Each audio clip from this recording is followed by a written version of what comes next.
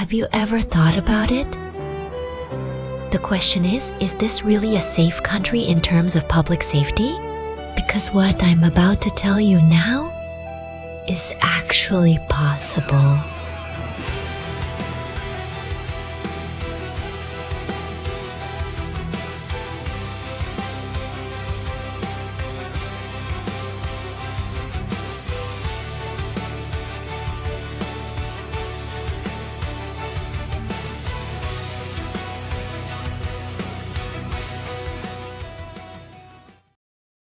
나는 지금 내 방 안에 숨어 있어. 머리는 예전에는 느껴본 적 없는 묵직한 통증과 온몸 여기저기엔 멍과 찰과상이 가득해.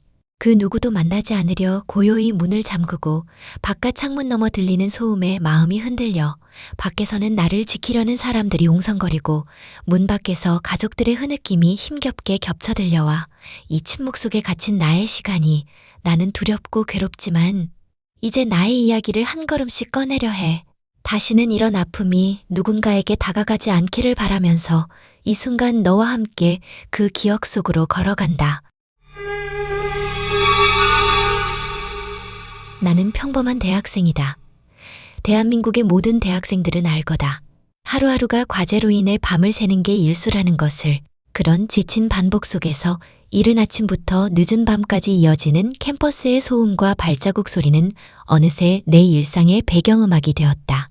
맑은 하늘 아래 펼쳐진 교정의 녹음과 학생들 웃음소리가 어우러져도 내 마음은 무겁게 가라앉는다. 그날 하루는 과방이 이상하리만큼 조용했다. 보통 그 시간에는 누군가가 컴퓨터 앞에 앉아 있거나 조용히 토론하는 소리가 들렸지만 이날은 모두 떠난 듯 적막이 감돌았다. 창밖으로 보이는 캠퍼스도 한산했고 저 멀리서 바람에 흩날리는 낙엽 소리만 바스락거렸다. 동기생이 없어서일까? 아니면 방학이 다가와서 그런 걸까? 다행히 복학생 선배 몇 명이 있어서 큰 위험은 없었다. 몸이 지친 나를 위해 선배들은 가끔 농담을 건네고 낯선 듯 익숙한 분위기에 긴장을 풀게 해주었다. 그들 사이 서먹함은 늘 있었지만 과방이라는 좁은 공간은 어쩔 수 없이 서로의 존재를 느끼게 했다. 내 이야기를 듣는 대학생들이나 대학을 졸업한 사람들은 잘 알 거다. 복학생과의 과방에 있다는 것은 어색함의 연속이라는 걸. 내 기억엔 학기 마지막 즈음이었다. 과제가 마무리되고 늦은 새벽, 나는 첫 버스를 타려고 학교를 천천히 내려가고 있었다. 주변은 적막했고 차가운 바람이 귓가를 스쳤다. 그 순간 멀리서 검은색 승용차가 다가오는 소리가 들리기 시작했다. 타이어가 아스팔트를 스치는 특유의 소리와 엔진음이 점점 가까워졌다. 나는 학교에서 내려오는 차구나 하고 생각하며 조심스레 보도블럭 위로 올라섰다. 그때였다. 갑자기 자동차가 급히 브레이크를 밟는 날카로운 소리와 함께 문이 철컥하고 열렸다. 바로 그 순간 등 뒤에서 강하게 무언가 단단한 둔기로 내 뒤통수를 내리치는 충격이 느껴졌다. 머리가 크게 흔들리며 혼미해졌고 몸이 무기력하게 휘청였다. 그 충격에 스르르 기절하면서 눈꺼풀이 천천히 내려왔다. 희미한 시야 속에 나는 덩치가 큰 남자 2명이 내 곁에 서 있는 모습을 애매하게 볼 수 있었다. 그들의 얼굴이나 표정은 흐릿하지만 존재감만은 뚜렷했다. 무슨 일이 일어나고 있는지 이해할 겨를도 없이 나는 점점 어둠 속으로 빠져들었다.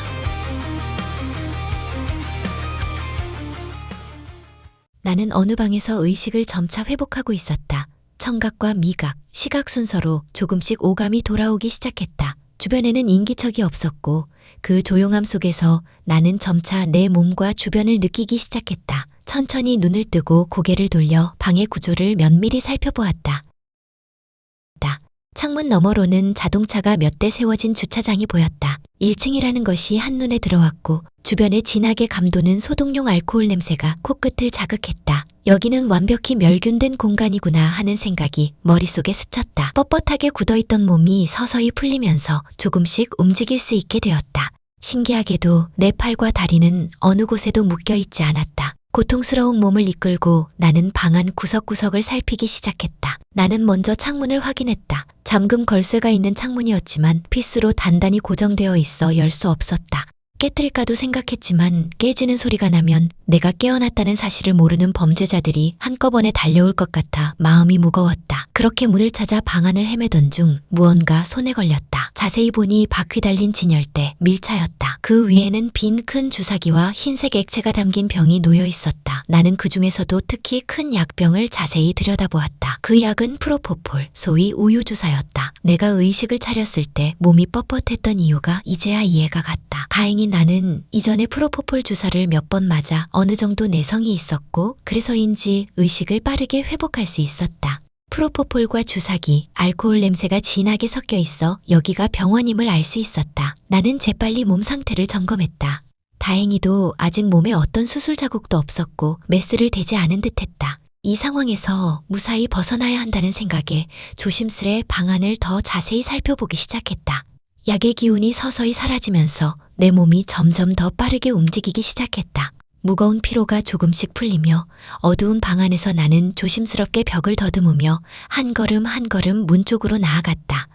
손끝에 닿는 차가운 벽돌과 반짝이는 유리의 감촉이 날카롭고도 차분한 공간에 냉기를 전해주었다. 문은 슬라이드식 강화 유리로 되어 있었다. 나는 숨을 죽여 귀를 댔지만 고요함만 이어졌다. 아무도 없는 듯한 이 정적 속에서 나는 숨을 천천히 고르고 조심스레 문을 살짝 옆으로 밀어 열었다. 문틈 사이로 희미하게 깜빡이는 비상탈출구 전등이 눈에 들어왔다. 나는 조심스럽게 문을 더 열고 조용히 어둠을 헤치며 방을 빠져나왔다. 발밑에는 차가운 타일 바닥이 갑작스러운 움직임에 살짝 미끄럽게 느껴졌고 먼지와 오래된 냄새가 코끝을 스쳤다. 그 건물의 구조는 낯설면서도 묘하게 익숙한 것이었다. 머릿속에 스치는 기억 하나가 떠올랐다. 몇 년 전 의료사고로 인해 폐업한 병원. 그 순간 진료실 창문 너머로 주차장에 차량 2대가 천천히 들어오는 모습이 보였다. 하나는 내가 학교에서 내려오던 때 봤던 검은색 승용차였다. 그리고 다른 하나는 이 병원이 운영되던 시절 사용하던 낡은 앰뷸런스였다. 두 차가 차분하지만 묘하게 긴장된 분위기를 갖고 움직이고 있었다. 검은색 차량의 문이 조용히 열리며 나는 그곳에서 튀어나온 덩치 큰 남성 2명의 존재를 뚜렷이 느꼈다. 그들은 마치 무거운 철문처럼 단호하고 위압적인 기운을 몸에서 뿜어내고 있었어. 한 남성은 키가 크고 근육질이었으며 굵은 팔과 넓은 어깨가 마치 벽처럼 보였다. 그의 얼굴은 굳게 담은 입과 날카로운 눈빛으로 긴장감을 자아내는 동시에 내 마음속 깊은 곳에 두려움을 심어줬다. 두 남성 모두 행동 하나하나가 조용하지만 무거웠다. 발걸음 소리가 바닥에 닿을 때마다 땅이 울리는 것만 같았고 그 힘의 무게가 나에게 그대로 전해졌어. 그들의 눈빛과 표정은 무언가를 단단히 점검하고 있는 듯 날카롭고 의심에 차 있었고 나는 숨을 죽이며 그 움직임 하나하나를 예민하게 관찰했다. 그들은 이 병원의 대문 쪽으로 천천히 걸어오고 있었다. 어두운 밤이라서 병원 내부는 밖에서 거의 보이지 않았다. 나는 안도의 숨을 잠시 고르고 즉시 원목과 책상 밑으로 몸을 숨겼다.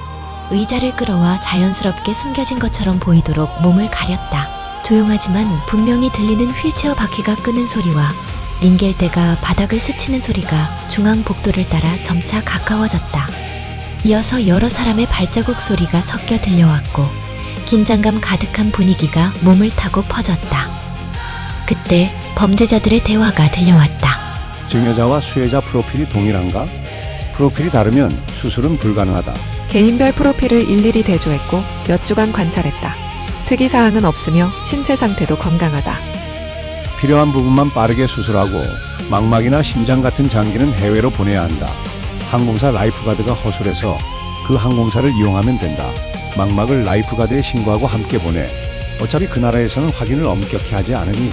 나는 한순간도 숨을 죽였다. 나는 그들의 대화와 함께 내가 나온 방향으로 모두 걸어가는 것을 확인했다. 이 순간을 놓치면 병원 밖으로 나갈 기회가 없다고 판단해 맨발로 까치발을 하며 조용하지만 빠른 걸음으로 병원 밖으로 나왔다. 병원 밖에는 좁은 아스팔트 도로가 펼쳐졌다.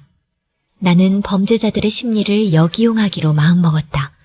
그들은 내가 사라진 사실을 알게 되면 덩치 큰 남자는 병원 문을 걸어 잠그고 내부를 수색할 것이고 의사와 코디네이터는 차량을 끌고 외부 수색에 나설 것이라 판단했다.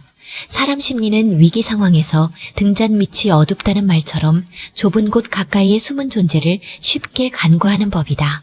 의사와 코디네이터는 내가 언제 어떻게 병원을 빠져나갔는지 알지 못하기에 차량으로 멀리 수색할 것이라 생각했다.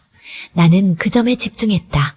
답은 분명했다. 근처 산속으로 숨는 것이다. 어두운 정글 같은 산속으로 들어간다는 것은 범죄자들이 여러 차례 드나든 익숙한 지역이기에 나 같은 존재가 그곳으로 도망치진 않았을 거라는 착각을 불러일으킨다. 나는 살고자 하는 강한 의지와 함께 찢어진 살갗과 긁힌 피부를 조금도 개의치 않으며 울창한 풀숲을 헤치고 산으로 몸을 밀어넣었다. 그리고 몇 분이 흘렀을까? 내가 예상했던 대로 의사와 코디네이터, 그리고 그들을 보필하는 사람이 병원 밖으로 나왔다. 또 한 명도 곁에 있었지만 나는 신경 쓰지 않았다. 덩치가 큰 남성 2명을 제외한 3사람은 급히 검은색 차량에 올라타 아스팔트 도로를 향해 급히 떠났다. 나머지 2명은 병원 안을 수색하는 듯 보였다. 그들의 움직임을 파악한 나는 밤하늘에 떠있는 북극성 반대편으로 조심스레 풀숲을 헤치며 나아갔다. 정확히 어디인지 알 수 없었기에 북극성을 등지고 앞으로 나가는 것만이 유일한 방향 감각이었다. 북극성의 반대쪽은 보통 남쪽을 가리키니 그 방향을 따라 길을 택했다. 한참을 가다가 이정표가 눈에 들어왔다. 한쪽 방향은 사찰로, 다른 쪽은 산 정상으로 향하는 길이었다. 나는 잠시 멈춰 생각했다. 사찰에 가는 것은 안전을 보장하지 않을 수도 있다는 생각이 들었고, 산 정상에 오르면 주변을 넓게 내려다볼 수 있어 어느 쪽으로 도시가 펼쳐져 있는지 확인할 수 있을 것이라 판단했다. 시간이 없다는 사실도 다시금 마음을 다잡았다. 나는 고통스러운 몸을 이끌고 드디어 산 정상에 도착했다. 산은 대부분 여러 군데가 연결된 지형이기에 나는 의사와 코디네이터가 병원으로 돌아올 것이라 예상하고 반대 방향으로 내려가기로 했다. 8부 능선을 넘고 6부 능선까지 내려오며 점점 도시와 가까워지는 것을 느꼈다.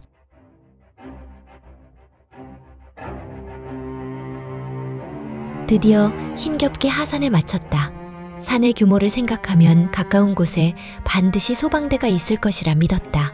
예측대로 아스팔트 도로를 따라 내려가자 소방대가 눈에 들어왔다. 나는 힘이 다 빠져 구조대 앞까지 기어갔다. 구조대원들이 앞다투어 나오며 담요와 물을 건넸다. 당시 그들은 내게 경위를 묻지 않았고 다친 몸을 즉시 치료해 주었다. 몇 분 후 경찰과 형사들이 다가왔다. 나는 그들의 부축을 받아 소방대 내 간이 사무실로 들어갔다. 그곳에서 경위를 물었고 이후 가족들이 와 나를 부둥켜 안고 울었다.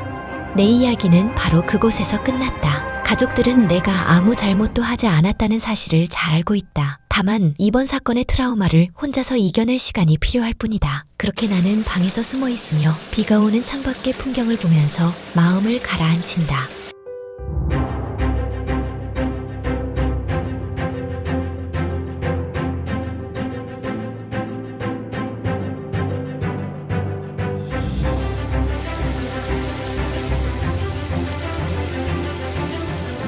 수년이라는 시간이 흘렀다.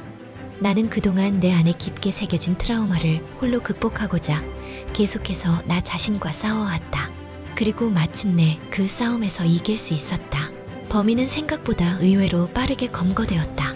바로 폐업한 병원장과 그의 보조인 코디네이터, 그리고 그들을 뒤에서 조종한 대기업 회장과 그의 딸까지 수많은 관련자들도 모두 불법 행위로 처벌받았다. 물론 장기이식 수술 기술이 있는 모든 의사들이 그런 범죄에 연루된 것은 아니며 단지 소수의 일부가 큰 문제를 일으킨 것이란 것도 잘 알고 있다. 이제 나는 그동안 숨겨왔던 삶의 무게를 내려놓고 세상과 당당히 마주할 준비가 된 것이다. 예전에 연락하라고 했던 형사의 목소리가 문득 생각난다. 이제 그에게 나의 모든 이야기와 내가 직접 경험하고 알게 된 진실을 모두 전할 때가 되었다고 느낀다. 이렇게 나의 이야기를 들어주고 함께해준 시청자 여러분께 진심으로 감사의 마음을 전한다. 언제나 나의 곁에서 힘이 되어준 여러분이 있었기에 여기까지 올 수 있었다. 히포크라테스 선서에 대해 잠시 말하고 싶다. 이 선서는 의사들이 환자의 안위와 건강을 최우선으로 여길 것을 맹세하는 윤리적 약속이다. 인간에 대한 존엄과 생명을 지키겠다는 강한 책임감이 담겨있다. 나이팅게일 선서도 빼놓을 수 없다. 이 선서는 간호사가 환자의 고통 완화를 위해 헌신하고 최선의 돌봄을 제공하겠다는 다짐이다. 진심 어린 돌봄과 봉사의 정신이 깃든 약속이다. 선서는 단순한 구호나 말이 아니다. 언제 어디서나 적용되며 우리 모두가 기억하고 지켜야 할 소중한 원칙이다. 이 컨텐츠는 과거 대형 병원에서 이루어진 의사의 불법 장기 이식 수술 뉴스를 접한 뒤 영감을 얻어 만들어진 컨텐츠입니다. 이 컨텐츠의 저작권은 제이씨에게 있으며 무단으로 사용할 시 법적인 조치를 취할 수 있음을 알립니다.